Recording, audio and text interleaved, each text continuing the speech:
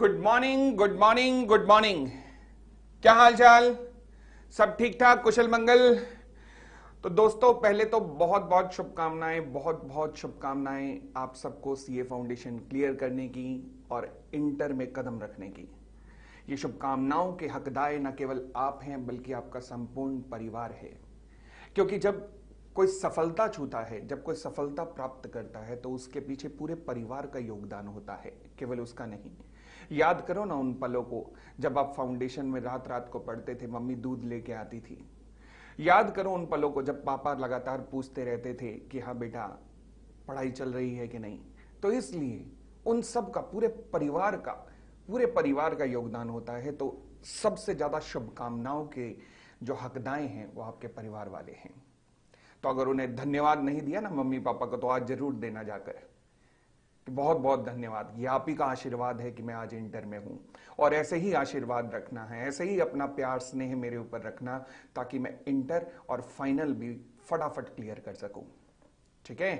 तो आज आप लाइव क्लास देख रहे हैं इस वक्त, एंड मैं सीए अमित पोपली ये पहला डेमो आपके साथ लेने जा रहा हूं सीए इंटर और उन सभी बच्चों के लिए जिन्होंने दिसंबर 2023 में क्लियर किया, और ये इस टाइम लाइव क्लास चल रही है।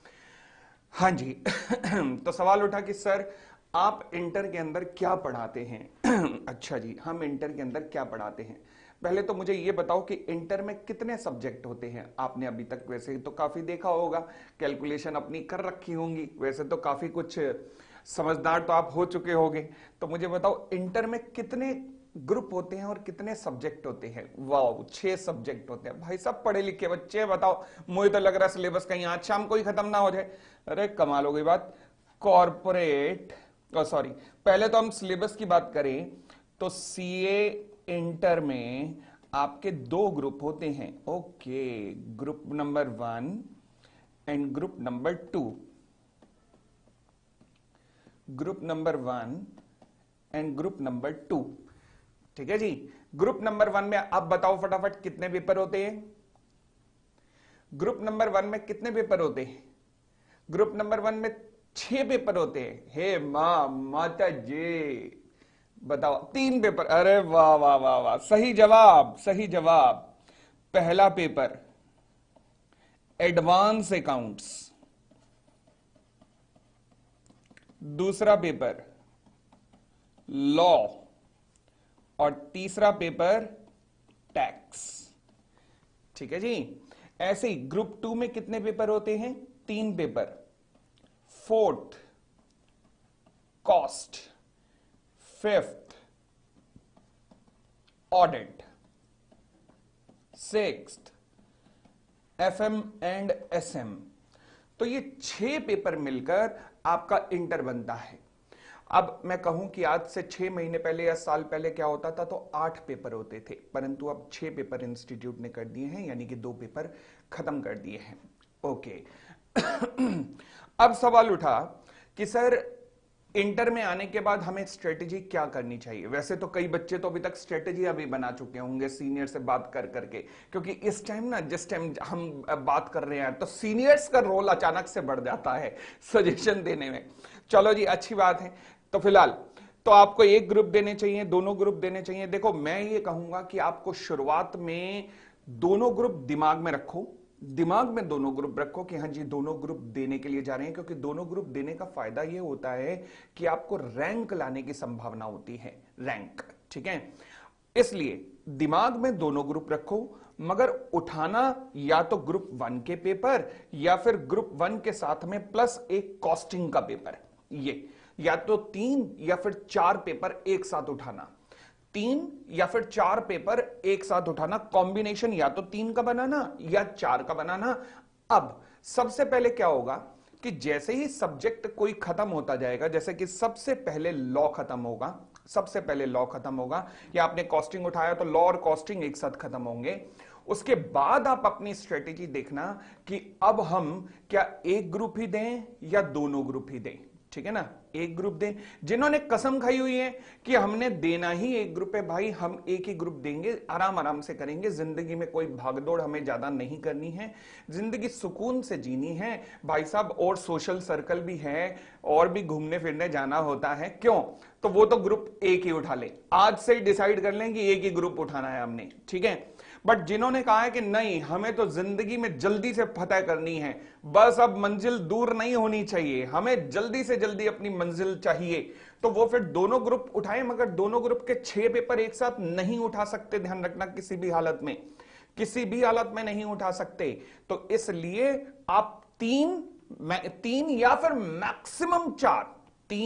फिर maximum 4 subject at a time उठाएंगे। ठीक हो गई इतनी बात? चलिए अब मैं एल्डाइन की बात करूं तो एल्डाइन के अंदर एडवांस अकाउंट्स कौन पढ़ाता है?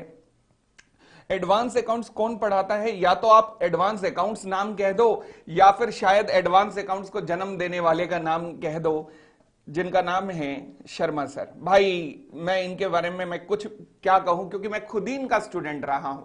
आज जहां भी हूं, मैं हूं जहां पे भी हूं, वो इन्हीं के आशीर्वाद के तले हूं। तो इसलिए मतलब आज जो मेरी कॉन्सेप्चुअल क्लैरिटी जो भी मेरे टाइम पे बनी थी, वो सब सर के आशीर्वाद के कारण ही बनी थी। एंड बड़ा सौभाग्यशाली हूं मैं कि आज मैं उन्हीं के साथ पढ़ाता हूं। तो एडवांस अकाउंट्स आपको खुद शर्मा सर ही पढ़ाएंगे। लॉ की मैं बात करूं तो लॉ, ये जो आप दुबला पतला सा एकदम आदमी देख रहे होंगे, शायद स्क्रीन पे कई बार नजर भी ना आ रहा हो, और लंबे लंबे बाल जिसके हैं वो पढ़ाएगा, मतलब मैं पढ़ाऊंगा, ठीक है। तो लॉ कौन पढ़ाएगा? मैं पढ़ाऊंगा। टैक्स कौन पढ़ाएगा? टैक्स के 2 पार्ट्स हैं, एक है डायरेक्ट टैक्स और एक है इनडायरेक्ट टैक्स। डायरेक्ट टैक्स और एक है इनडायरेक्ट टैक्स। डायरेक्ट टैक्स पढ़ाएंगे आरिश खान सर, जो मुंबई से लाइव होंगे, और इनडायरेक्ट टैक्स पढ़ाएंगे हम सबके चहेते राजकुमार सर। कौन? राजकुमार सर। आप पढ़िएगा तो मजे आ जाएंगे आपको इनसे पढ़कर। अच्छा, फिर उसके बाद ऐसे ही ग्रुप 2, जब आप ग्रुप 1 कर लेंगे तो आप ग्रुप 2 के सब्जेक्ट्स पे चले जाएंगे। ग्रुप 1 के साथ में अभी जब लाइव बैचेस चलेंगे तो हम ग्रुप 2 का एक लाइव बैच चलाएंगे जो कॉस्टिंग का होगा, और जहां पर अगेन आप सबके चहेते जिनसे आप फाउंडेशन में पढ़े हुए हैं, और मैं कह रहा हूं 100/100 की लाइन लगी है मैथ्स में जिनसे पढ़ के, जिनका नाम है सिद्धांत संथलिया सर। 100/100 की लाइन लगा दी है सर ने, कमाल हो गई यार।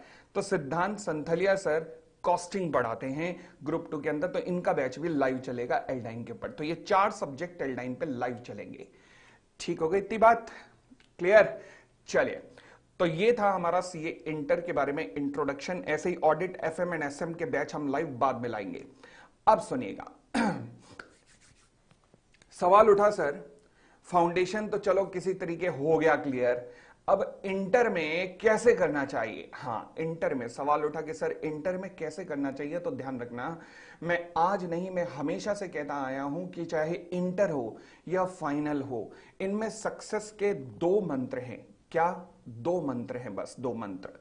अगर बच्चों को पहले समझ आ जाए पहले दिन, तो वो फर्स्ट शॉट में क्लियर कर जाएंगे बिना रुके, और ना समझ आए तो वो झटके खा खा के ये बात समझेंगे, और एंड में समझ केवल यही आएगी कि भाई 2 ही मंत्र हैं बस सक्सेस के, 2 मंत्र। तो मैं आज वो दोनों मंत्र आपसे डिस्कस करने जा रहा हूं, दोनों के दोनों मंत्र। हाँ जी, पहला मंत्र अगर आप क्लियर करना चाहते हैं इंटर को और फाइनल को फर्स्ट शॉट में, तो पहला मंत्र क्या है? सबसे पहला मंत्र है consistency in study. Consistency in study का मतलब क्या है? देखो, हम लोग शेड्यूल तो बहुत अच्छे बनाते हैं, यहां तक हम बहुत प्यारा काम करते हैं। जब हम शेड्यूल बनाते हैं, आय हाय हाय हाय, मजा लगा देते हैं। कैसे? फॉर एग्जाम्पल, शेड्यूल तो बनाएंगे भाई, इस टाइम इतने घंटे ये, उतने घंटे ये, इतने घंटे ये, होता कुछ नहीं है। पता लगा मंडे कुछ नहीं हुआ, ट्यूसडे कुछ नहीं हुआ, वेडनेसडे फिर नहीं पढ़े, मन में था, क्रोध था, मतलब फ्रस्ट्रेशन थी कि अब तू थर्सडे आने दे, मैं फाड़ के रख दूंगा सब कुछ। और यही किया, थर्सडे को 10 घंटे पढ़ लिए, इतनी शांति मिली मन में, इतनी शांति मिली कि फ्राइडे फिर नहीं पढ़े, और सैटरडे को फिर कहीं घूमने गए हुए थे, संडे को किसी का फंक्शन था। ऐसे पढ़ाई नहीं होगी भाई। फाउंडेशन तक ऐसे निकल सकता है, बट इंटर और फाइनल में ऐसे नहीं निकलेगा। इंटर और फाइनल में अगर निकालना है तो भैया एक ही मंत्र है, वो क्या, कंसिस्टेंसी। कि आप क्लासेस तो कर रहे हैं, मानता हूं क्लासेस ले रहे हैं, बहुत जरूरी हैं, क्योंकि आजकल के जो पेपर आ रहे हैं वो सेल्फ स्टडी से नहीं सॉल्व हो पाएंगे। क्लासेस ले रहे हैं, मगर उसके बाद भी अगर आपका ग्रुप 1 है, केवल एक ग्रुप दे रहे हैं, तो क्लासेस के बाद भी आपको 2 घंटे और दोनों ग्रुप दे रहे हैं, तो कम से कम 3 या 4 घंटे आपको पढ़ना ही पढ़ना है। क्योंकि अगर दोनों ग्रुप दे रहे हैं, मतलब कॉस्टिंग अगर साथ में ले रहे हैं, तो 1 घंटा कॉस्टिंग का भी बढ़ाओ। क्लासेस के बाद कम से कम 2 या 3 घंटे आपको पढ़ना ही पढ़ना है। और जब क्लासेस खत्म हो जाएंगी तो ध्यान रखना, अगर ग्रुप केवल एक ग्रुप दे रहे हो तो कम से कम 6 घंटे, और 2 ग्रुप दे रहे हो तो कम से कम 10 घंटे क्लासेस खत्म होने के बाद आपको पढ़ना ही पढ़ना है। इसे कहते हैं कंसिस्टेंसी। जैसे डेली का शेड्यूल होता है, जैसे हम जॉब पे जाते हैं तो पता होता है ना कि हाँ जी जाना ही जाना है, जाना ही जाना है, तो इतना पढ़ना ही पढ़ना है। और पढ़ना भी ऐसे कि दिल से पढ़ना है, ये नहीं कि किताब सामने है। तो ये सक्सेस का मंत्र है। देखो, मैं वो नहीं कह रहा जो कि शायद कई लोग कहते होंगे कि सीए करते हुए, मैं जब सीए करने वाला था तो मेरे पड़ोसी मुझे बता रहे थे, क्योंकि पड़ोसी बड़ा ज्ञान पेलते हैं और रिश्तेदार बड़ा ज्ञान पेलते हैं कि जब किसी को पता लगे ना कि सीए कर रहे हैं, ओए होए, फिर तो ज्ञान की गंगाएं बहती हैं पड़ोसियों के मन से, जो खुद शायद ग्रेजुएट नहीं होंगे, जो खुद शायद बीए नहीं होंगे, वो हमें ज्ञान दिखाएंगे। 18 घंटे पढ़ना पड़ता है, 18 घंटे, बाल सफेद हो जाते हैं सीए करते हुए। सब कोरी बकवास है, ऐसा कुछ भी नहीं होता, विश्वास करो। मैं कह रहा हूं 2 या 3 घंटे, क्या मैं ज्यादा कह रहा हूं?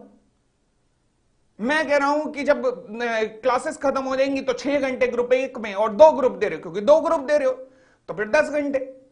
तो मैं क्या ज्यादा कह रहा हूं? बताओ, कमाल हो गई बात। अच्छा, मेरे बालों की तरफ कहीं देख के सोच रहे हो पोपली, लग रहा है पड़ोसी सही कह रहे हो। अरे ये शादी का आफ्टर इफेक्ट होता है, समझ आई बात? अब अगली बात, पहला मंत्र क्या है? बोलो मेरे साथ, पहला मंत्र क्या है? फटाफट बोलो, लिख के दो यहां पर।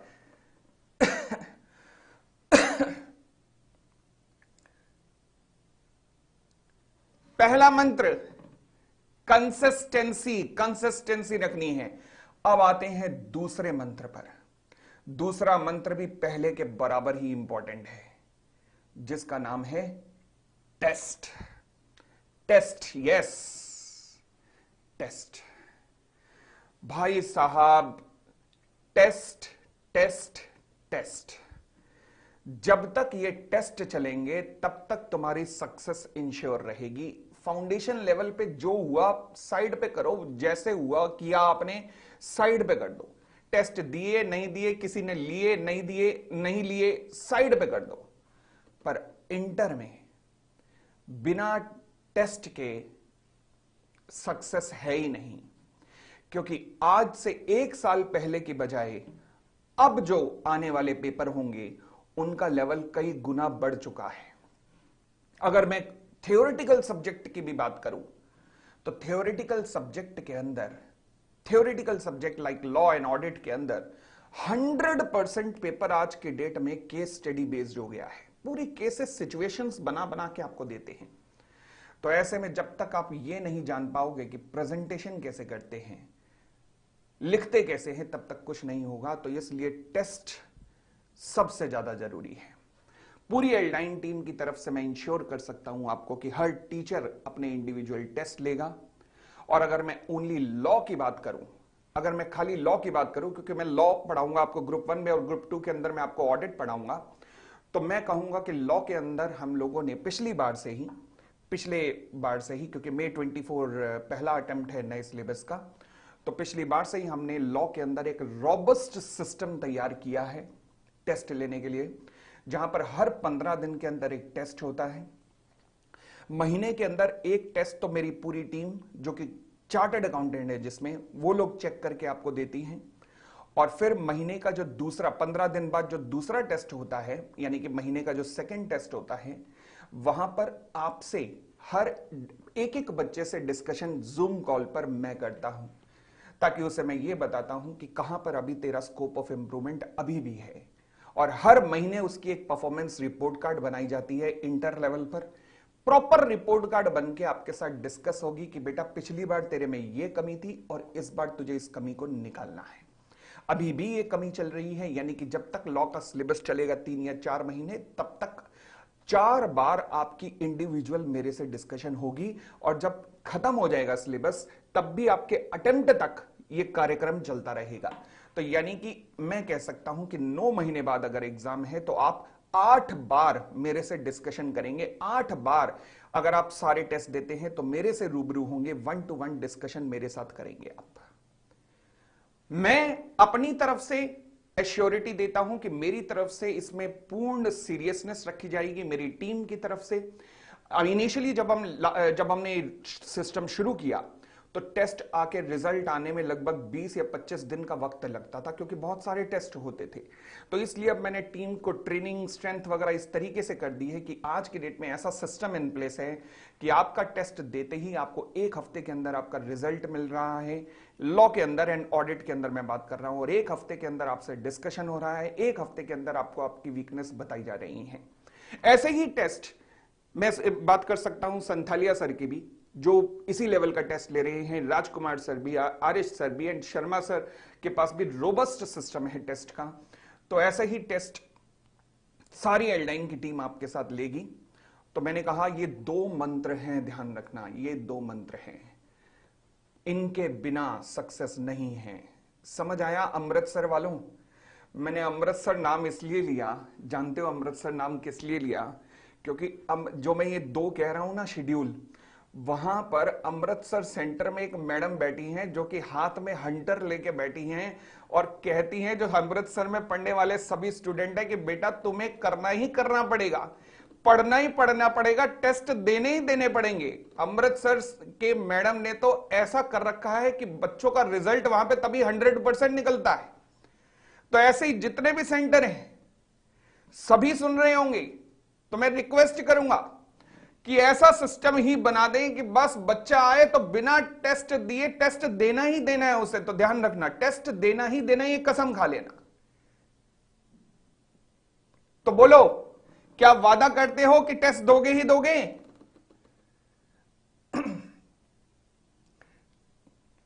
बुक्स कब तक मिलेंगी बेटा? लॉ की 2 बुक्स होंगी, कलर्ड बुक्स होंगी, जिसमें एक में कॉन्सेप्ट्स होंगे, पूरा का पूरा लॉ होगा, और दूसरे में केस स्टडीज, एमसीक्यूज होंगे। और केस स्टडीज हमारी बुक के अंदर लॉ की लगभग 500 केस स्टडीज हैं, 500 केस स्टडीज।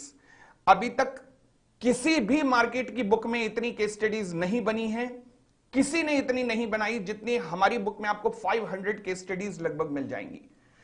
चले, शाबाश। तो टेस्ट देना ही देना है, देना ही देना है। आगे बढ़ते हैं। अब मैं आता हूं अपने सब्जेक्ट की तरफ। तो मेरे सब्जेक्ट का नाम क्या है? बुक दिखा दो आपकी एक बार। ओए ओए ओए ओए, कुंदन जी, आपके सब्जेक्ट का। अब मैं अपने सब्जेक्ट पे आता हूं जरा। हाँ जी, बुक दिखाओ जी। बुक कहां है? बुक सब्जेक्ट का नाम है मेरे। आपने आज लिखना कुछ नहीं है, आज लिखना कुछ नहीं है, केवल स्क्रीन की तरफ देख के एंजॉय करना है बस। लिखना कुछ नहीं है। लिखना तो वैसे तो आपको पड़ेगा ही पड़ेगा, क्योंकि मैं नोट्स बनवाऊंगा, चाहे लॉ हो एंड ऑडिट हो, 100% नोट्स ही बनेंगे। परंतु ध्यान रखना, 15 तारीख से जब मेरा बैच शुरू होने वाला लाइव, वो वहां पर करेंगे। लॉ का टाइम क्या होगा? 2 बजे से लेकर 4:30 बजे तक लॉ का टाइम होगा, जहां पर मंडे टू फ्राइडे मैं आपसे मिलूंगा। और संडे को हम लोग एमसीक्यू सेशन रखते हैं, संडे को वो एमसीक्यू सेशन होगा। ये लॉ का पार्ट नंबर 1 है। ऐसे ही पार्ट नंबर 2 कहां है? पार्ट नंबर 2 भी दिखाओ इन्हें। ये लॉ का पार्ट नंबर 2 है। तो ये 2 बुक्स आपको मिलेंगी, पार्ट नंबर 1, पार्ट नंबर 2। ठीक है जी। चले, एक बुक में केवल लॉ लिखा है, और लॉ लिखा है एग्जाम्पल्स के साथ, एंड दूसरी बुक के अंदर पूरे के पूरे केस स्टडीज हैं। चले, तो अब मैं अपने सब्जेक्ट की बात करता हूं। मेरे सब्जेक्ट का नाम है corporate and other loss. Corporate and other loss. Sir आप बहुत अच्छे लग रहे हो बुक में। अरे बताओ, इसे बुक में वहां तक मेरी हैंडसमनेस भी नजर आ रही है। कमाल हो गई यार, कमाल हो गई।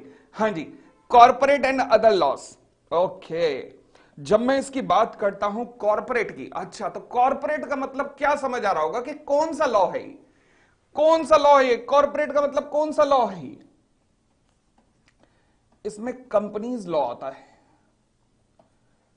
प्लस इसी के अंदर एलएलपी भी है। अब ये मिलाकर आपका 70 मार्क्स का है। कितना? 70 नंबर का। ओके, फिर आता है फिर आता है अदर लॉज। अदर लॉज में हमारे पास क्या है? अदर लॉज में हमारे पास अदर लॉज हैं। बड़ी सीधी सी बात है, 30 नंबर के अदर लॉज हैं। ओके, तो 30 नंबर पे हमारे पास क्या क्या होता है? फेमा। फेमा मतलब सर हमने फेना सुना हुआ है कि फेना ही लेना। अरे फेमा है ये फॉरेन एक्सचेंज। फॉर एग्जाम्पल, अगर आपके घर में डॉलर्स पड़े हैं तो कितने डॉलर्स आप रख सकते हो? फॉर एग्जाम्पल, आपके चाचा जी यूएसए से आए और उन्होंने आपको कहा कि बेटा जरा मेरी टैक्सी का बिल दे दे। यूएसए के रहने वाले चाचा जी थे, आए और कहने लगे बेटा मेरी टैक्सी का भाड़ा दे दे। आपने भी भतीजा होने का पूरा फर्ज निभाया और आपने टैक्सी के पैसे दे दिए। ये एक्ट कहता है ठहरो ठहरो ठहरो। ऐसे कैसे दे दिए? चाचा जी इंडिया के रहने वाले नहीं थे, आप उनकी जगह खर्चा नहीं कर सकते। कैसे कर दिया आपने खर्चा? यहां पे तो डॉलर्स में चाचा जी को पेमेंट करनी चाहिए थी, आपने कैसे कर दी? तो ध्यान रखना, यहां हम फॉरेन एक्सचेंज की ऐसी बातें करेंगे कि कहां आप फॉरेन एक्सचेंज लगा सकते हैं, कहां आप फॉरेन एक्सचेंज ले सकते हैं, कहां आप फॉरेन एक्सचेंज दे सकते हैं। तो ये बातें करेंगे, डॉलर्स में बातें होंगी, यूरोज में बातें होंगी। तो बड़ा इंटरेस्टिंग एक्ट है ये। फिर है general clause act. General clause act का मतलब, एक फिल्म आई थी मुकद्दर का सिकंदर, उसमें एक गाना था, वो क्या था? हाँ जी, एक हिमांशु शर्मा की क्वेरी आई है कि मैंने फाउंडेशन में कॉन्ट्रैक्ट एक्ट स्किप कर दिया था, कोई दिक्कत तो नहीं? नहीं, कोई दिक्कत नहीं, क्योंकि कॉन्ट्रैक्ट एक्ट यहां पर नहीं है। हाँ जी, मुकद्दर का सिकंदर में एक गाना था कि जिसका कोई नहीं उसका तो खुदा है यारो। ये गाना सुना था? अब आप कहां आजकल के गाने सुनने वाले, बेबी डॉल में सोने दी, ये सुनने वाले कहां ये वाला गाना सुना होगा? तो फिलहाल इस गाने का अर्थ क्या है कि जिसका कोई नहीं उसका तो ईश्वर है यारो, यही कहना चाह रहे हैं। यही इस एक्ट के बारे में कहा जा सकता है, यही इस एक्ट के बारे में भी कहा जा सकता है। कैसे? फॉर एग्जाम्पल, मान लीजिए कंपनी लॉ हम पढ़ रहे हैं और कंपनी लॉ में एक टर्म यूज हुई ईयर। अब भाई साहब, मेरे को अभी तक जितना भी ज्ञान मिला है उस ज्ञान से मुझे यह पता लगता है कि ईयर दो तरीके का हो सकता है, एक होता है कैलेंडर ईयर, एक होता है फाइनेंशियल ईयर। तो अगर मान लीजिए कंपनी लॉ में टर्म यूज हुई ईयर, तो ईयर का मतलब क्या पता नहीं, कैलेंडर ईयर या फाइनेंशियल ईयर। तो फिर क्या लूंगा? क्योंकि वहां मतलब नहीं लिखा, ना कंपनी लॉ में ईयर की डेफिनेशन लिखी है। तो अगर कभी भी किसी भी एक्ट में किसी टर्म की डेफिनेशन ना लिखी हो तो उस टर्म का मतलब वो होता है, उस चीज का मतलब वो होता है जो कि जनरल क्लॉज एक्ट में दिया होता है। बात समझ आ गई? तो जनरल क्लॉज एक्ट को तभी मैंने कहा कि जिसका कोई नहीं उसका ये है यारो, जनरल क्लॉज एक्ट। चलिए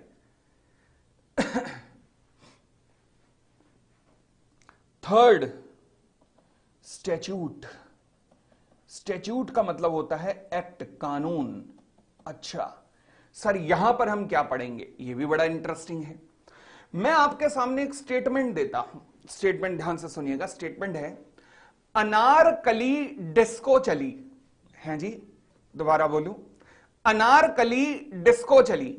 अब इस स्टेटमेंट को पढ़कर आपको क्या प्रेरणा मिलती है? वो जैसे बचपन में कहते थे ना कि बताइए इस कविता के थ्रू कवि क्या कहना चाहता है। कसम से कभी समझ नहीं आया था कविता में जो कहना चाह रहा होगा। जो हमें समझ आ रहा था कि कविता ये कहना चाह रही है, नालायक कवि कुछ और कहना चाह रहा था।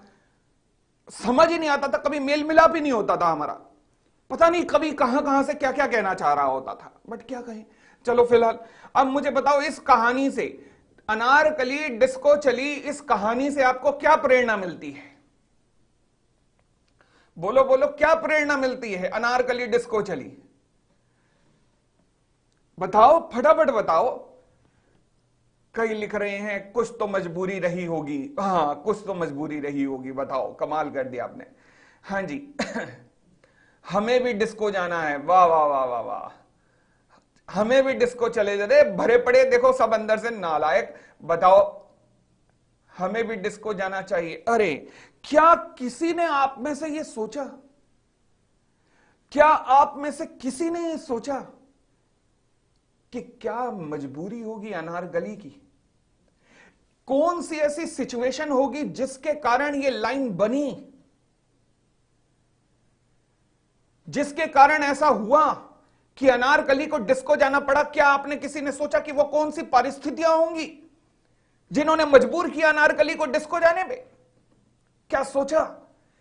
ये सोचवाएगा, ये बताएगा कि अगर कोई एक्ट बना, कोई सेक्शन बना, तो उसके पीछे की कथा क्या है। अगर कोई एक्ट बना, कोई सेक्शन बना, तो उसके पीछे का कारण क्या है। यह बताता है कि ये कारण कैसे ढूंढे जाते हैं। तो यहां पर आप ये चीजें पढ़ेंगे। क्लियर हो गई इतनी बात? भाई बोलो ना हां। तो ये है आपका एक्ट 100 नंबर का, corporate and other laws. Okay okay, चलिए अब एक बात गौर करना जरा, एक बात गौर करो। पता है, मैं यहां पर आपको एलएलपी एक्ट पढ़ाने वाला हूं, सॉरी एलएलपी लॉ पढ़ाने वाला हूं। यहां पर मैं आपको कंपनी लॉ पढ़ाने वाला हूं, पर यहां पर मैं आपको एक्ट पढ़ाऊंगा, पर यहां पर भी आपको एक्ट पढ़ाऊंगा। यानी कि ये 30 नंबर की जंग में मैं आपको एक्ट पढ़ाने वाला हूं। स्टैट्यूट भी एक एक्ट ही है, परंतु यहां पर मैं आपको लॉ पढ़ाने वाला हूं। ओह, तो इसमें क्या मतलब, क्या फर्क हो गया क्या? क्या फर्क हो गया क्या? हां, फर्क होता है। अच्छा, फर्क क्या होता है? चलिए देखते हैं फर्क कैसे होता है। एक चीज है लॉ और एक चीज है एक्ट। क्या लॉ और एक्ट दोनों बराबर होते हैं? नहीं। जब मैं एक्ट के अंदर रूल्स जोड़ दूं प्लस रेगुलेशंस जोड़ दूं, तब जाके बनता है लॉ। तो बताइए कौन सी चीज ज्यादा बड़ी है, लॉ बड़ा है या एक्ट बड़ा है? बताइए बड़ा कौन है, लॉ या act? The answer is law, क्योंकि लॉ बनने के लिए act plus rules plus regulation सबको जोड़ के पढ़ना पड़ता है, तब आप कहते हैं कि आप लॉ पढ़ रहे हैं। इतनी बात क्लियर हो गई? आगे मेरा एक सवाल, लॉ में एक चीज लिखी है सेक्शन 149 के अंदर ऑफ कंपनीज एक्ट। आपके दिमाग में ना एक सवाल आ रहा है अभी, वो क्या कि सर ये रूल्स और रेगुलेशंस के बीच में फर्क क्या होता है, ये आपके दिमाग में आ रहा है, ठीक है ना? हम उसी चीज को अभी देख रहे हैं। Section 149 of the companies act 2013 में एक चीज लिखी है, वो क्या कि every prescribed company shall have a woman director. Every prescribed company shall have a woman director. ये कहां लिखा है? सेक्शन 149 में। अच्छा सर, ऐसा क्यों हुआ? आप आईसीआई का मॉड्यूल कवर करोगे, गोपाल मिश्रा कहते हैं। देखो गोपाल, बड़ा अच्छा सवाल पूछा गोपाल ने कि क्या आप आईसीआई का मॉड्यूल कवर करोगे? अगर कोई टीचर आईसीआई के मॉड्यूल को कवर नहीं कर रहा तो इसका मतलब वो आपका सिलेबस कवर ही नहीं कर रहा। आईसीआई के मॉड्यूल का हर पैरा, आईसीआई का में दिया गया हर एग्जाम्पल और आईसीआई में दिया गया मॉड्यूल में दिया गया हर एक क्वेश्चन जब तक आपको क्लियर ना हो जाए तब तक इसका मतलब आपका चैप्टर क्लियर नहीं हुआ। मैं अपनी बात नहीं, मैं सभी की बात कर रहा हूं कि ये ध्यान रखना, ये मूल मंत्र है। आईसीआई के मॉड्यूल के बाहर पेपर नहीं बनेगा, उसी मॉड्यूल में लिखी गई किसी चीज के ऊपर ही केस स्टडी बनेगी, और सभी सब्जेक्ट में ऐसे है। तो इसलिए आईसीआई के मॉड्यूल को तो कवर करना इतना ज्यादा जरूरी है जैसे भारत में भारत के संविधान को फॉलो करना। बात समझ आ गई? तो कवर होगा, डेफिनेटली होगा, उसके बिना तो है ही नहीं ना। चलिए तो मैंने कहा जी 149 ऑफ द कंपनीज एक्ट क्या कहता है? 15 फरवरी से जो क्लास शुरू होंगे उसमें ये सब दोबारा होगा। देखो फर्क क्या होगा, 15 फरवरी से जैसे ही मैं कुछ भी कराऊंगा कॉन्सेप्ट, उसमें मैं आपको कहूंगा कि जो मैं लिख रहा हूं आपने एक एक चीज लिखनी है। आज मैं कह रहा हूं लिखने की जरूरत नहीं है, क्योंकि आज केवल आप मुझे देखने आए हैं कि ये बंदा दिखता कितना स्मार्ट है, इसके बाल कितने बड़े हैं, यही देखने आए हो आज। तो बस देखो फिर, और क्या, एंजॉय करो स्क्रीन की तरफ से देख के, आज की तरफ देख के। आज लिखना कुछ नहीं है, आज तो बस टांग के ऊपर दूसरी टांग रख के यूं बैठ के देखते रहो, बस और कुछ नहीं। ठीक है ना? हाँ जी, फिलहाल क्या लिखा है जरा फटाफट पढ़िएगा। कहता है every prescribe company shall have a women director. Her prescribe company में एक वुमेन डायरेक्टर होनी चाहिए। ओके, अच्छा ऐसा क्यों कि वुमेन डायरेक्टर होनी चाहिए? ऐसा क्यों कि वुमेन डायरेक्टर होनी चाहिए? देखो ये बड़ी सीधी सी बात है, लॉ मेकर बड़ी अच्छी बात कहता है। कहता है देखो ऐसा है कि, अच्छा मैं आपसे पहले एक सवाल करता हूं, लॉ मेकर की बात करने के बजाय मुझे पता ना, कन्याएं ज्यादा भ्रष्टाचारी होती हैं या पुरुष? प्रांशु गुप्ता कहते हैं सर मैं रिकॉर्डेड एंड लाइव में कंफ्यूज हूं। देखो प्रांशु, प्रायोरिटी देना लाइव को, प्रायोरिटी देना लाइव को, परंतु अगर आपका कॉलेज है, अगर कोई और क्लास क्लैश हो रही है किसी से, तो फिर भी ज्यादातर सब्जेक्ट हो सके तो लाइव करना, क्योंकि लाइव में सबसे बड़ा, पता है सबसे बड़ा फायदा क्या होता है? सबसे बड़ा, जिसका कोई, मैं कह रहा हूं और तो कोई इलाज ही नहीं है, सबसे बड़ा फायदा लाइव का यह है कि आप एक शेड्यूल में रहते हैं, आप एक शेड्यूल में बंधे रहते हैं कि हां मुझे इस टाइम ये क्लास करनी है तो करनी है। रिकॉर्डेड में वो शेड्यूल ना जाने आप बना पाए या ना बना पाए। तो इसलिए अगर आपको लगता है कि आप शेड्यूल बना पाएंगे तो बना लो, परंतु अगर आपको लगता है कि शेड्यूलिंग में दिक्कत आएगी और हमें एक प्रॉपर टाइम चाहिए कि हां जी इस टाइम ये वाली क्लास हो, इस टाइम ये वाली क्लास हो, ऑप्ट फॉर लाइव। अगली बात, सर फेस टू फेस और सैटेलाइट, इन दोनों में क्या फर्क होता है? हाँ मैं आपको ये जो ऑनलाइन है इनमें क्या फर्क होता है मैं ये भी बताता हूं। फेस टू फेस में जो बच्चा वो पीछे बैठा होता है, वो कई बार टीचर से शर्मा के सवाल नहीं पूछ पाता। क्यों? क्योंकि उसे पता है जब मैं सवाल पूछूंगा तो आगे वाले सारे पीछे मुड़ के यूं देखेंगे, तू ही है वो, है तू ही है वो, झंड सी महसूस होती है। परंतु यहां पे ऐसा है ही नहीं। क्यों? क्योंकि कोई आपको जानता ही नहीं।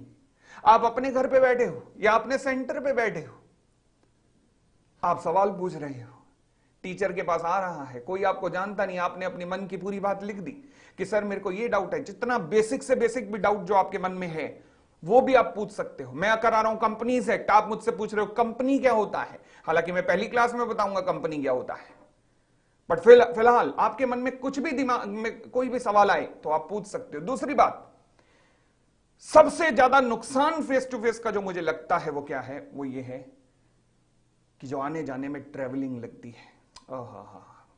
भाई साहब, इंटर और फाइनल पे वही तो हमें बचाना है।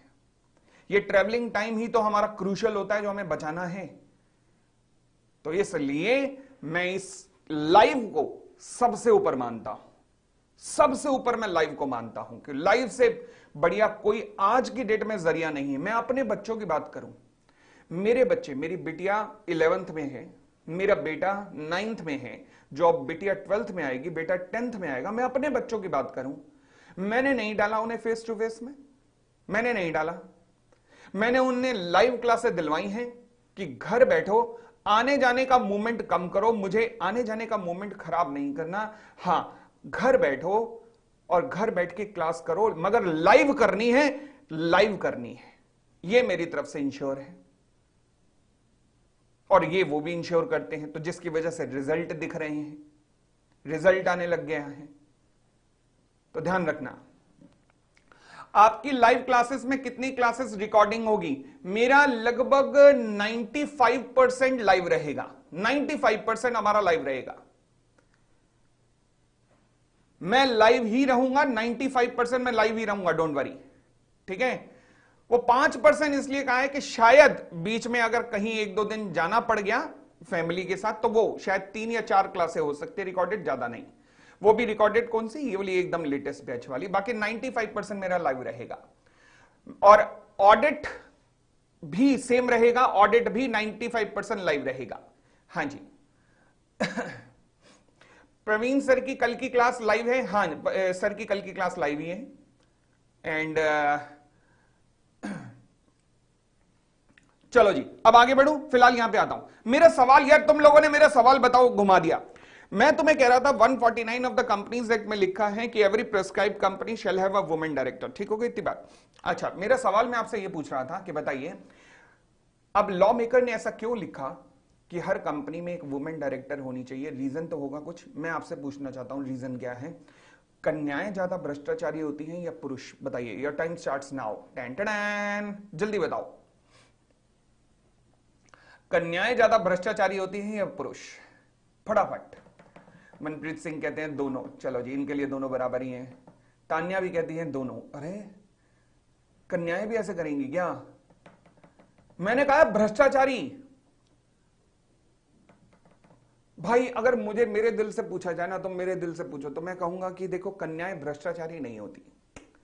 कन्याएं भ्रष्टाचारी नहीं होती, पुरुष भ्रष्टाचारी हो सकते हैं, कन्याएं भ्रष्टाचारी नहीं हो सकती। अब ये पॉसिबल है कि आप मेरे सामने यहां पर लिख के भेज दो, नहीं नहीं कुछ एग्जाम्पल लिख के भेज दो जिन्होंने भ्रष्टाचार किए हो। नहीं नहीं, वो तो एग्जाम्पल एक्सेप्शंस है ना। बट नॉर्मली मैं कह सकता हूं कि पुरुष तो भ्रष्टाचारी हो सकते हैं, कन्याएं नहीं। और ये मैं ही नहीं मानता, बल्कि प्रकृति भी मानती है। अच्छा कैसे? देखो ना कैसे कैसे शब्द बनाए हुए हैं। मां की ममता, वाह। हमारे लिए तो कभी किसी ने नहीं लिखा बाप की बापता, ऐसे तो कभी किसी ने नहीं लिखा। मां की ममता कहां है बस? तो इसका मतलब कुछ तो होगा, कुछ तो रीजन होगा। क्यों? तो इसलिए लॉ मेकर ने भी कहा कि मैं चाहता हूं कि हर एक कंपनी में ना एक वुमेन डायरेक्टर तो जरूर हो, ताकि वहां पर भ्रष्टाचार ना हो, भ्रष्टाचार ना हो। अच्छा ओके। बट लॉ मेकर एक चीज बताना भूल गया। लॉ मेकर ने कहा कि एवरी प्रेस्क्राइब कंपनी। भाई साहब, फाउंडेशन की जो मैडम थी उसने मुझे सिखाया था कि कंपनी कई तरीके की हो सकती है, प्राइवेट कंपनी, पब्लिक कंपनी, कई तरीके की हो सकती है। तो फिर यहां तो लिखा ही नहीं कि प्रेस्क्राइब कंपनी, मतलब ये तो लिखा प्रेस्क्राइब कंपनी। तो अगर मैं आपसे पूछूं कि बताइए वो कौन सी कंपनी है, वो कौन सी कंपनी है जिसमें वुमेन डायरेक्टर होगा, तो लॉ कहता है प्रेस्क्राइब कंपनी। अब सवाल उठा, क्या ये सेक्शन पढ़ के क्लैरिटी मिल रही है? क्या ये सेक्शन पढ़ के क्लैरिटी मिल रही है कि वो कौन सी कंपनी होगी? अरे बोलो ना, क्या ये सेक्शन पढ़ के क्लैरिटी मिल रही है कि वो कौन सी कंपनी होगी? नहीं, नहीं मिल रही। तो क्या यहां पर और ज्ञान डालने की जरूरत है? क्या यहां पर और प्रकाश डालने की जरूरत है? हां, मुझे और ज्ञान दो ताकि मुझे पता लग सके कि प्रेस्क्राइब कंपनी का मतलब क्या है। अच्छा, अब यानी कि मुझे फर्दर गाइडेंस चाहिए। ओके, मुझे फर्दर गाइडेंस चाहिए। अब ये फर्दर गाइडेंस मुझे कहां से मिलेगी? ये फर्दर गाइडेंस, क्योंकि सेक्शन पढ़ के क्लैरिटी नहीं मिल रही है, मुझे फर्दर गाइडेंस की जरूरत है। ये फर्दर गाइडेंस मुझे दो जगह से मिल सकती है, या तो सरकार की तरफ से या फिर सरकार की किसी एजेंसी की तरफ से। ओके, अगर ये गाइडलाइंस मुझे खुद सरकार दे दे, खुद सरकार आके मुझे ये गाइडलाइंस दे दे, तो इस गाइडलाइंस को मैं कहता हूं रूल्स। क्या कहता हूं? रूल्स। परंतु अगर ये गाइडलाइंस मुझे सरकार नहीं, सरकार की कोई agency they, for example reserve bank of India, for example SEBI, अगर ये मुझे ये गाइडलाइंस जारी कर दें, तो मैं इन गाइडलाइंस को कहता हूं रेगुलेशंस। क्या कहता हूं? रेगुलेशंस। समझ आ गई बात? तो रूल्स और रेगुलेशंस में क्या फर्क है?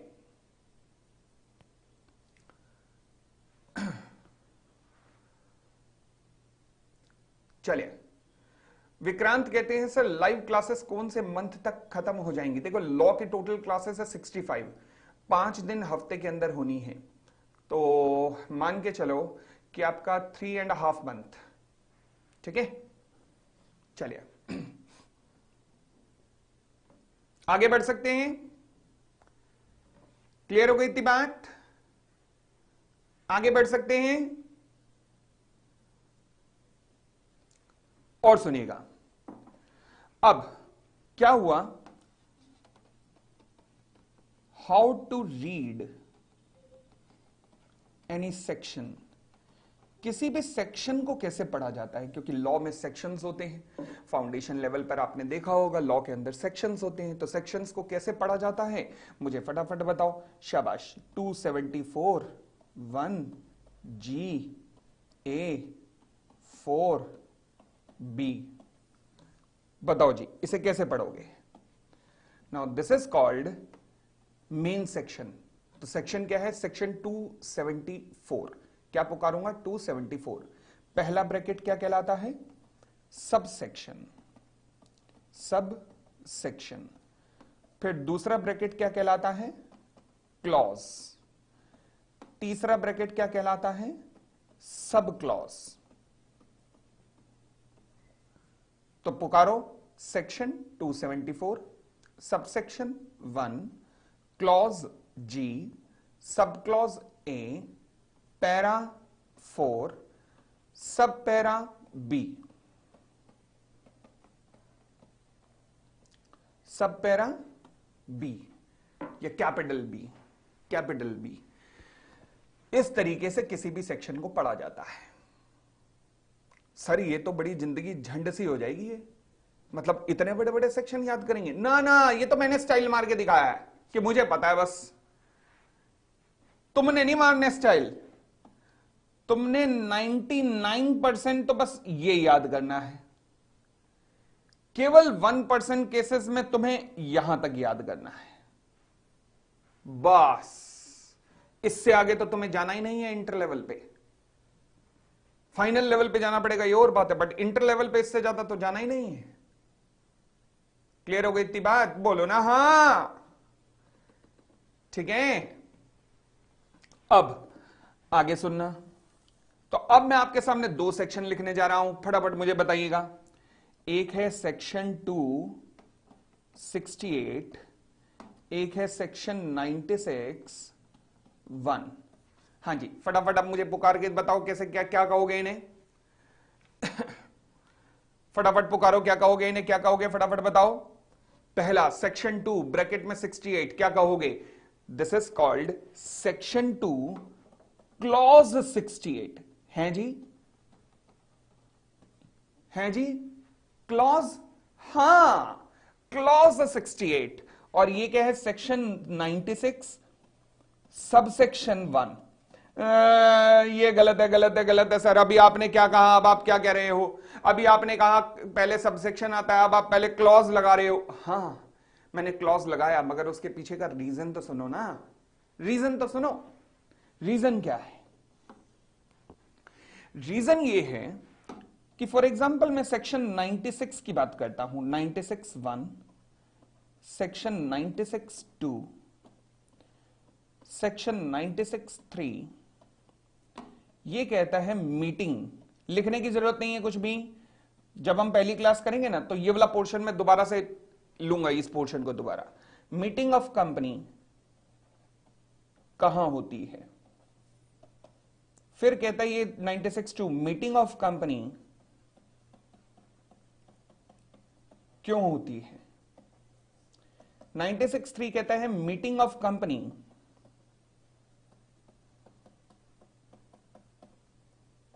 कब होती है?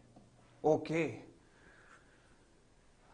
96 1, 96 2, 96 3, तीनों में एक चीज कॉमन है। वो क्या? तीनों एक ही चीज की बात कर रहे हैं। वो क्या? Meeting of company. Meeting of company, meeting of company, meeting of company, यानी कि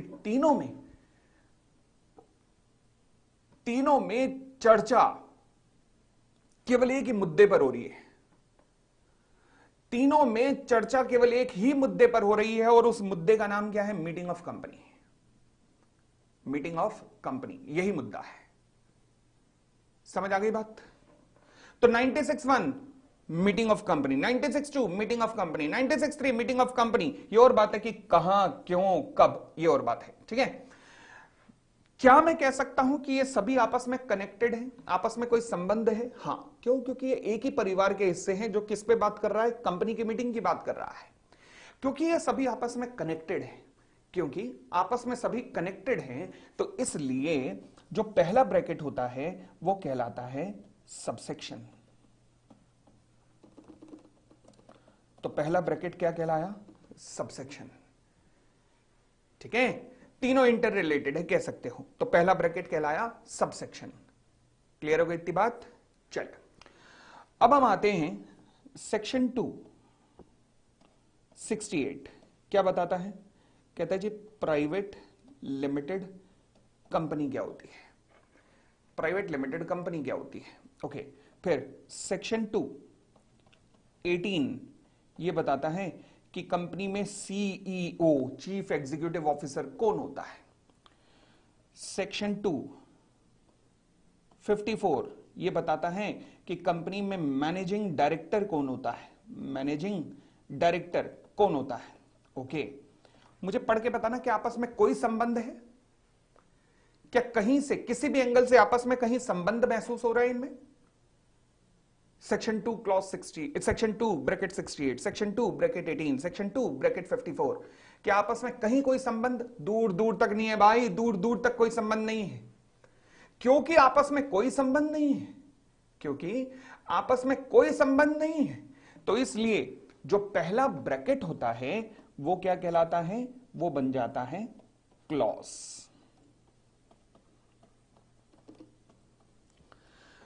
तो यानी कि अगर तो संबंध है तो सबसेक्शन, संबंध नहीं है तो क्लॉज।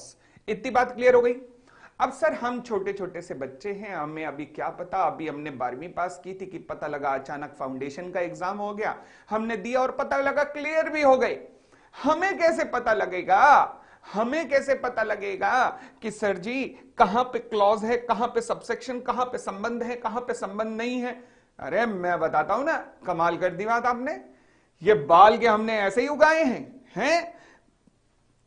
कैसे पता लगेगा? बड़ा सीधा सा मंत्र है भाई, बहुत सीधा सा। क्या? देखो, जब लॉ मेकर लॉ बनाता है तो लॉ बनाते हुए जितनी भी आपस में कनेक्टेड चीजें होती हैं वो उसी सेक्शन में, एक ही सेक्शन के अंदर डाल देता है जब भी लॉ मेकर लॉ बनाता है। ओके, तो इसलिए किसी भी सेक्शन के आगे हमेशा सबसेक्शन ही पढ़ा जाता है, क्योंकि उसमें सभी कनेक्टेड चीजें वहीं आ रही होती हैं। क्योंकि लॉ मेकर, अच्छा लॉ मेकर सर होता कौन है? बड़ी टर्म सुन रहे हैं हम, बचपन से सुनते आ रहे हैं लॉ मेकर लॉ मेकर, ये है कौन? ये होते हैं जो हाई कोर्ट के, सुप्रीम कोर्ट के जजेस होते हैं ना, जब ये रिटायर हो जाते हैं तब ये लॉ मेकर बन जाते हैं, तब ये कानून बनाने वाले हो जाते हैं। ठीक है, तो इसलिए हाई कोर्ट और सुप्रीम कोर्ट के जजेस ये बनते हैं लॉ मेकर, या फिर उनके बहुत सीनियर एडवोकेट्स ये बनते हैं लॉ मेकर। Getting it? चलिए, तो अब सुनना जी, जब इतने समझदार लोग लॉ बनाते हैं तो उन्हें पता है कि सारी कनेक्टेड चीजें एक ही जगह डाली जाओ, एक ही जगह डाली जाओ, तो इसलिए हर सेक्शन को हमेशा सबसेक्शन के नाम से ही पुकारा जाता है। सेक्शन के बाद सबसेक्शन आता है हमेशा। परंतु सेक्शन 2 की अगर मैं बात करूं तो किसी भी एक्ट के अंदर सेक्शन 2 जो है ना वो डेफिनेशंस का होता है, और डेफिनेशंस हर टर्म की अलग अलग होती है। किसी भी एक्ट में नंबर ऑफ डेफिनेशंस हो सकती है और हर डेफिनेशन अलग अलग चीज को समझाती है। तो इसलिए डेफिनेशन में आपस में कोई कनेक्शन नहीं होता। क्योंकि कोई कनेक्शन नहीं होता डेफिनेशन के अंदर, इसलिए डेफिनेशन वाले सेक्शन को हमेशा क्लॉज पढ़ा जाता है। बस इतनी सी बात है। बताओ, कोई मुश्किल लगा? कुछ मुश्किल लगी? नहीं। तो यानी कि डेफिनेशन वाले सेक्शन को अपन लोग क्या कहते हैं? डेफिनेशन वाले सेक्शन को अपन लोग क्लॉज कहते हैं, और बाकी को क्या कहते हैं? बाकी को सबसेक्शन कहते हैं। बस, तो आज के बाद सेक्शन पढ़ने का तरीका क्लियर रहेगा हमारा, कोई दिक्कत नहीं आएगी। ठीक है, चलिए अब सवाल उठा, केस को कैसे लिखा जाता है? किसी केस का नाम, क्योंकि केस पढ़ते होगे ना, जैसे आपने फाउंडेशन लेवल पे पढ़ा था Salomon versus Salomon and company limited, पढ़ा था कि नहीं? Harvard versus patent ivory manufacturing company, Ruben versus Great Fingall Consolidated, अगर आपको याद हो कंपनी लॉ में सब केस किए थे आपने।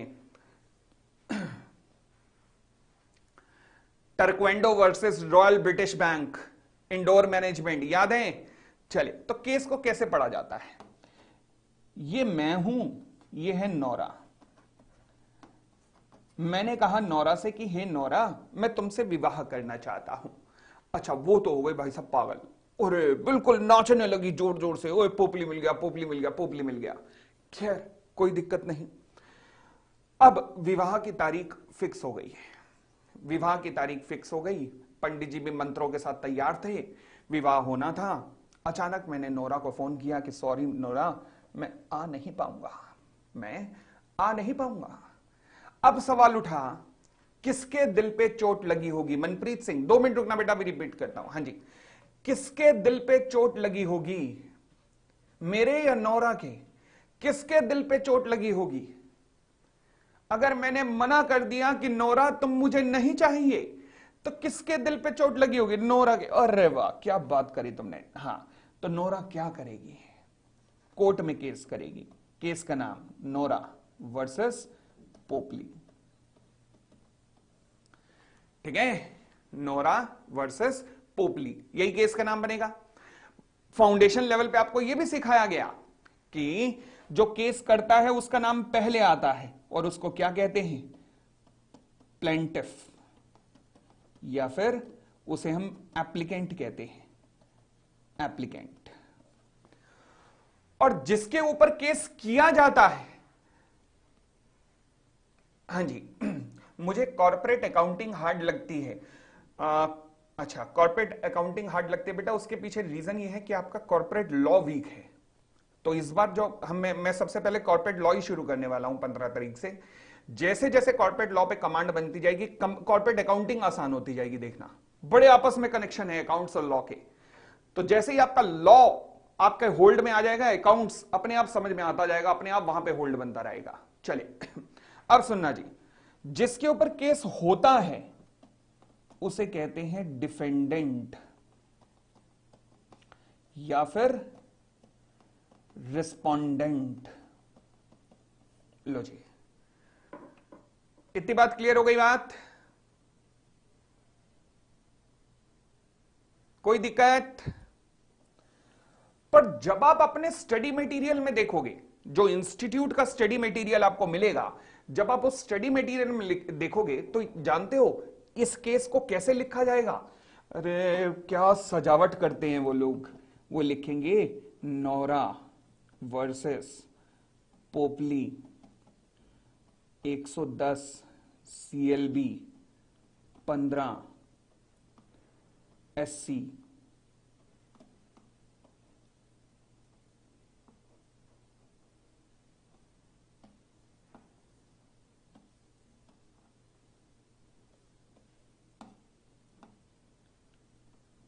(2024) हे भगवान, ऐसे केस लॉ लिखा जाएगा। जब आप पढ़ रहे होगे, अपने स्टडी मटेरियल को पढ़ोगे ना, तो स्टडी मटेरियल में इस तरीके से केस लॉ लिखे जाते हैं। यार क्या मतलब, अब ये नंबर याद करेंगे? हमसे मोबाइल नंबर याद नहीं होते, चाहे गर्लफ्रेंड का हो वो याद नहीं होते, ये कहां से याद होगा? मैं कह सकता हूं, मैं आपको चैलेंज दे सकता हूं, आप में से 99% को मम्मी पापा दोनों का मोबाइल नंबर नहीं याद होगा। ये नंबर कहां से याद हो जाएंगे? अब सवाल उठा, ये बहुत जरूरी है ये सब नंबर देखना, बट आपके लिए नहीं। सीए इंस्टीट्यूट ने लिख रखा है, सीए इंस्टीट्यूट ने बेशक अपनी किताबों में ऐसे लिख रखा है, ठीक है, लिखा रहने दो, मैं इसका मतलब समझाता हूं। बट आपने केवल केस का नाम इतना ही याद करना है, जैसे फाउंडेशन लेवल पे भी याद किया था कि Ruben versus Great Fingall Consolidated, Salomon versus Salomon and company, बस उतना ही याद करना है, उससे ज्यादा नहीं याद करना। ठीक है, तो ये जो लिखा है इतना बड़ा, इसको हम क्या कहते हैं? ये प्रैक्टिकल लाइफ में यूज होता है, जिसे सीए इंस्टीट्यूट ने अपनी किताबों में डाल दिया है।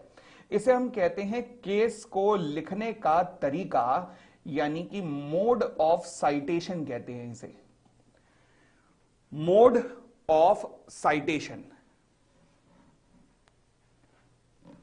क्या कहते हैं, मोड ऑफ साइटेशन। अब मोड ऑफ साइटेशन का मतलब क्या होता है, याद नहीं करना बिल्कुल आपने, बस मैं स्टाइल मारने के लिए बता रहा हूं, ठीक है ना, ताकि आपको पता होना चाहिए कि जो सीए इंस्टीट्यूट ने लिखा है उसका मतलब क्या है। ये कौन हुआ, प्लेंटिफ। ये कौन हुआ, डिफेंडेंट। ये सुप्रीम कोर्ट, यानी कि सुप्रीम कोर्ट का जजमेंट है। ये ईयर ऑफ जजमेंट, जजमेंट इस साल में आया। अब रह गए 3। देखो जी, भारत में 6 या 7 लीगल मैगजीन्स हैं, आज की डेट में 6 ही ऑपरेट कर रही है। 6 लीगल मैगजीन्स हैं जो कि डिफरेंट हाई कोर्ट्स या सुप्रीम कोर्ट्स में होने वाले डिसीजंस को कैप्चर करती रहती हैं और छापती रहती हैं। ऐसी 6 मैगजीन भारत के अंदर चलती हैं, जिनमें से एक मैगजीन का नाम है सीएलबी। ये एक मैगजीन, लीगल मैगजीन है, लीगल मैगजीन। अच्छा, मुझे एक बात बताना 2023 में मैंने पहली बार बुक पब्लिश की, 2024 में मैं दूसरी बार बुक पब्लिश कर रहा हूं। तो 2023 में बुक के ऊपर मैंने क्या लिखा होगा और 2024 में बुक के ऊपर मैं क्या लिखूंगा, फटाफट बताना क्या फर्क होगा। क्या मैं कह सकता हूं 2023 का बुक, 2023 की जो बुक है उसका लिखूंगा मैं, उस पर लिखा होगा वॉल्यूम नंबर 1 या फर्स्ट एडिशन या वॉल्यूम 1, और 2024 की वॉल्यूम 2 या सेकंड एडिशन, यही होगा। ये एडिशन है, यानी कि इस मैगजीन के 110 नंबर एडिशन पर 15 नंबर पेज पर यह केस छपा था। यह केस छपा, इस मैगजीन के इस एडिशन के इस पेज पर यह वाला केस छपा, जो कि सुप्रीम कोर्ट का था, जो 2024 का था। समझ आ गई बात। तो ये रियल लाइफ में यूज होंगे, ये प्रैक्टिकल लाइफ में यूज होंगी ये चीजें, जिसे आप प्रैक्टिकल लाइफ में मोड ऑफ साइटेशन कहेंगे। अभी आपको इंटर के फाइनल लेवल तक भी आपको कभी इन चीजों की जरूरत नहीं पड़ेगी। आपको तो केवल इतना याद करना है, नोरा वर्सेस पोपली। तो ये थी हमारी आज की लॉ की क्लास। आज की हमारी लॉ की क्लास जो हमने, मतलब जो आज हमने डिस्कस किया। अब मैंने कुछ भी आज सिलेबस को तो टच भी नहीं किया, क्योंकि वो मैं 15 तारीख से करूंगा। आज मेरा उद्देश्य केवल आपको थोड़ा सा ज्ञान देना प्लस थोड़ा सा बेसिक डिस्कशन कानून से संबंधित करना था, जो मैंने की। जरा मैं पूरी की पूरी क्लास को एक बार रिकॉल करूं, तो रिकॉल करने के बाद हमने क्या कहा, मैंने केवल यही बात कही कि ध्यान रखना बेटा, आप इंटर में हो, फाइनल में हो, यहां एक बात ध्यान रख लेना कि अब मंजिल सामने है, मंजिल सामने है, मगर चढ़ाई जो है, चढ़ने वाली जो जगह है, जो चढ़ाई है, वो थोड़ी सी बढ़ गई है। बढ़ गई है मतलब थोड़ी सी मुश्किल आ गई है। तो उस मुश्किल राह को फतह कैसे करना है, केवल 2 मंत्र के थ्रू, 2 मंत्र के थ्रू आपको फतह करना है। पहला मंत्र जिसका नाम क्या होगा, जिसका नाम होगा कंसिस्टेंसी इन स्टडी, कि रेगुलर स्टडी करनी है। और दूसरा मंत्र जिसका नाम होगा टेस्ट। टेस्ट देने ही देने हैं। अपने टीचर से पहले पूछ लेना कि आप टेस्ट देते हो कि नहीं देते, और टेस्ट देते हो तो क्या आप कभी खुद भी डिस्कस करके उसे बताते हो हमें हमारी वीकनेस। क्यों? क्योंकि मान लीजिए, खासकर थ्योरेटिकल सब्जेक्ट की मैं बात कर रहा हूं, लॉ और ऑडिट जैसे सब्जेक्ट की, कि अगर मान लीजिए आपको टेस्ट चेक होके मिल रहा है जिसमें आपको मार्क्स मिल गए 20 में से 18, तो कोई ये बताने वाला तो हो कि 20 में से 18 क्यों आए हैं, 2 नंबर कटे कहां। शायद जहां आज मेरे 2 नंबर कटे हैं वहीं कल 15 नंबर और कट जाएं, तो कोई तो मुझे यह बताए। तो इसलिए हमारा जो रोबस्ट सिस्टम होगा यहां पर अमित पोपली का, चाहे लॉ हो या ऑडिट हो, वहां पर हर महीने एक टेस्ट जहां पर मेरी टीम चेक करेगी, दूसरा टेस्ट आपका मेरे साथ डिस्कस होगा इंडिविजुअली, हर एक बच्चे का इंडिविजुअली डिस्कस होगा। ये सिस्टम इसलिए है ताकि मैं बता सकूं कि बेटा एग्जामिनर लेवल से अभी तू जो एग्जामिनेशन की एक्सपेक्टेशन है उससे अभी तो कितना दूर है। तो टेस्ट ध्यान रखना सक्सेस का दूसरा मंत्र है। अगर ये दो मंत्र आपने डे 1 से चालू कर दिए, जब से आप अपनी कोचिंग शुरू कर रहे हैं वो डे 1 है, डे 1 से अगर आपने चालू कर दिए तो ध्यान रखना सक्सेस मिलनी ही मिलनी है। सीए मुश्किल नहीं है, मुश्किल बिल्कुल नहीं है सीए। ध्यान रखना केवल यही दो मंत्र चाहिए।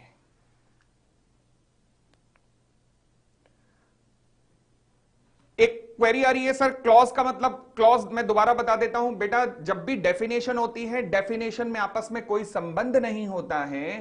पहली 15 तारीख को भी बताऊंगा मैं ये डिफरेंस। डेफिनेशन में आपस में कोई संबंध नहीं होता है, क्योंकि कोई संबंध नहीं है। कोई सेक्शन किसी की डेफिनेशन बता रहा है, कोई सेक्शन किसी की, तो इसलिए डेफिनेशन को हमेशा क्लॉज पढ़ा जाता है। ठीक है? क्लियर हो गई इतनी बात? तो बहुत बहुत धन्यवाद आप सबका, बहुत बहुत धन्यवाद आप सबका। हम 15 तारीख को लाइव क्लास के अंदर मिलेंगे। तब तक खुश रहिए, खुश रहिए, एंजॉय कीजिए, खुश रहिए। सीए इंटर में कॉर्पोरेट लॉ कितने मंथ्स में फुल सिलेबस? मैंने बताया 3.5 महीने लगेंगे। 3.5 महीने में से लगभग 2 महीने तो कॉर्पोरेट लॉ ही चलता है, क्योंकि वो बहुत डेप्थ में है, क्योंकि हम वहां लॉ पढ़ते हैं, एक्ट नहीं। मैंने बताया लॉ और एक्ट में क्या डिफरेंस होता है। ठीक है जी, चलिए। अंजू आपको कल की क्लास की डेमो का टाइम पता लग जाएगा, एल्डाइन की वहां पे लिंक आ जाएगा कल की टाइम का। अभी थोड़ी देर में टीम लिंक बना देगी, आप देख सकते हैं। सुदीक्षा यादव, बेटा पहले 1 महीना तो हम लॉ के अंदर सुदीक्षा केवल लिखवाएंगे, ओनली लिखवाएंगे, केवल नोट्स ही नोट्स बनेंगे, नोट्स ही नोट्स बनेंगे। लॉ की क्लास का टाइम रहेगा बेटा 2 से 4:30 मंडे टू फ्राइडे। बाकी सभी फैकल्टी जैसे भी डेमो लेने आते रहेंगे, अपना टाइमिंग्स आपको बताते रहेंगे, उन सब का टाइम आपको पता लगता रहेगा। ठीक है जी, थैंक यू, धन्यवाद। मुरादाबाद सेंटर भी अमृतसर सेंटर की तरह ही काम करता है, और गजब का मतलब यहाँ के बच्चों की परफॉर्मेंस भी तभी। सेंटर मुरादाबाद हो गया, गाजियाबाद हो गया, अमृतसर हो गया, ये इन तीनों सेंटर्स की मैं हेड्स ऑफ टू देम कि इनके सेंटर इंचार्ज ने बच्चों को ऐसा टाइट करके रखा है कि टेस्ट देने ही देने हैं। तो इन तभी तीनों के तीनों सेंटरों को हेड्स ऑफ टू देम। बहुत बहुत धन्यवाद आप सबका। Thank you, thanks a lot, bye bye, take care.